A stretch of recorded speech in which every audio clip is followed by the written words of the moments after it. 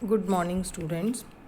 आज हम BA part द्वितीय के प्रथम प्रश्न पत्र समष्टि अर्थशास्त्र में संरचनात्मक विरोध या संरचना संबंधी भ्रांति के विषय में अध्ययन करेंगे। आर्थिक विश्लेषण में कई बार ऐसी स्थितियाँ आती है कि जो बात एक व्यक्ति के लिए सही या लाभप्रद हो सकती है, वह बात समग्र या संपूर्ण अर्थव्यवस्था के रूप में गलत या घातक हो सकती है। व्यक्ति गलत या घातक हो सकती है। संरचनात्मक विरोधाभास या समष्टि विरोधाभास से तात्पर्य यह है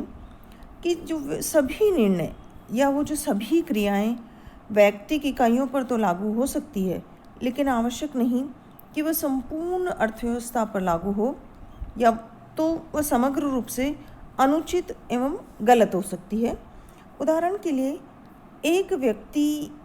देश में बचत करता है तो वह अच्छा गुण माना जाता है, अर्थात व्यक्तिगत बचत एक व्यक्तिगत गुण है, किंतु वह सामाजिक बुराई है। अर्थात एक व्यक्ति विशेष के लिए बचत उचित एवं लाभप्रद हो सकती है,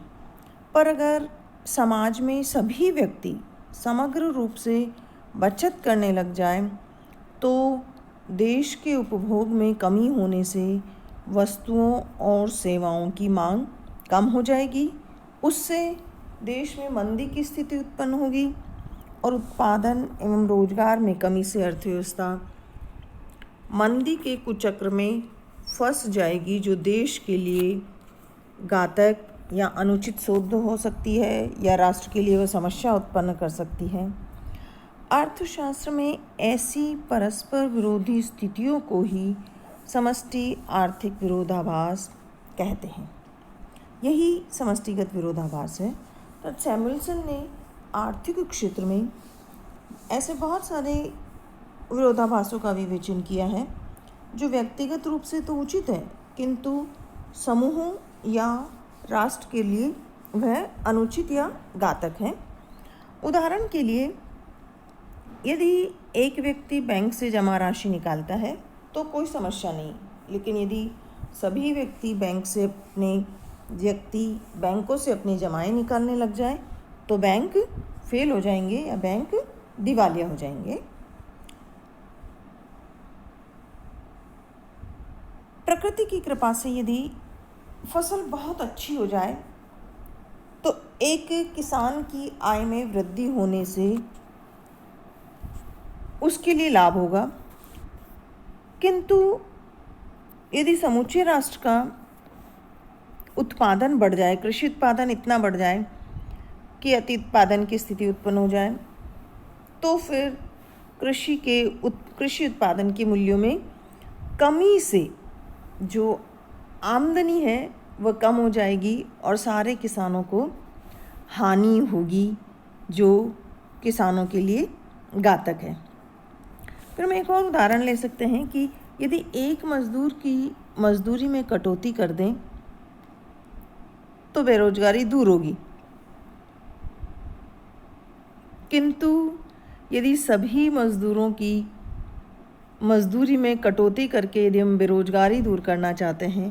तो रोजगार बढ़ा नहीं सकते, क्योंकि मजदूरी में कटौती होने से देश में प्रभावपूर्ण मांग में कमी हो जाएगी,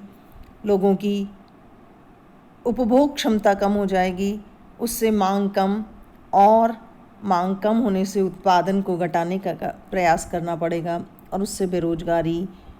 कम होने की बजाय और बढ़ जाएगी। हम एक और उदाहरण ले सकते हैं कि यदि आय से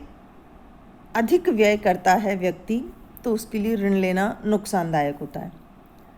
अर्थात वह मूर्खता का सूचक माना जाता है। लेकिन राष्ट्र आर्थिक विकास और मंदी के निवारण हेतु ऋण लेता है, घाटे का बजट बनावे, तो उससे क्या होगा, आर्थिक विकास में वृद्धि होगी, तो ये बुद्धिमत्तापूर्ण माना जा सकता है। इसी प्रकार किसी उद्योग विशेष में या एक फर्म विशेष में कीमतें ऊंची करके वह फर्म लाभ तो कमा सकती है, किंतु यदि प्रत्येक उद्योग में कीमत बढ़ जाए, अर्थात सभी के द्वारा कीमत वृद्धि कर दी जाए, तो देश में मुद्रास्फीति के दुष्प्रभाव होंगे, दुष्प्रभावों का सामना करना पड़ेगा। इसी के साथ हम एक और उदाहरण दे सकते हैं कि एक व्यक्ति अपने निजी लाभ के लिए भ्रष्टाचार, रिश्वतखोरी, कालाबाजारी आदि में लिप्त होकर लाभ तो कमा सकता है, उसका लाभ तो हो सकता है, लेकिन एक राष्ट्र के लिए इस प्रकार की गतिविधियाँ नुकसानदायक होती है और ऐसी गतिविधियों से, ऐसी क्रियाओं से राष्ट्र को नुकसान हो सकता है। तो इस प्रकार एक व्यक्ति के लिए जो व्यवहार बुद्धिमत्तापूर्ण हो, संभव है ऐसी क्रियाओं से राष्ट्र, ऐसी आर्थिक क्रियाएं या ऐसी चीज़ें राष्ट्र के लिए मूर्खतापूर्ण सिद्ध हो सकती है, जैसे तस्करी, गुप्तचरी आदि। इस प्रकार ये सारे उदाहरण ये सिद्ध करते हैं कि जो व्यवहार व्यक्तिगत रूप में लाभप्रद या उचित हो सकता है, संपूर्ण रूप में या समूचे राष्ट्र के रूप में, समग्र के रूप में वो अनुचित या घातक भी हो सकते हैं। इसी कारण यह आवश्यक है कि आर्थिक विश्लेषण में व्यष्टि के साथ साथ समष्टि विश्लेषण, समष्टि अर्थशास्त्र को पढ़ना भी या उसको जानना भी जरूरी हो जाता है, आवश्यक हो जाता है।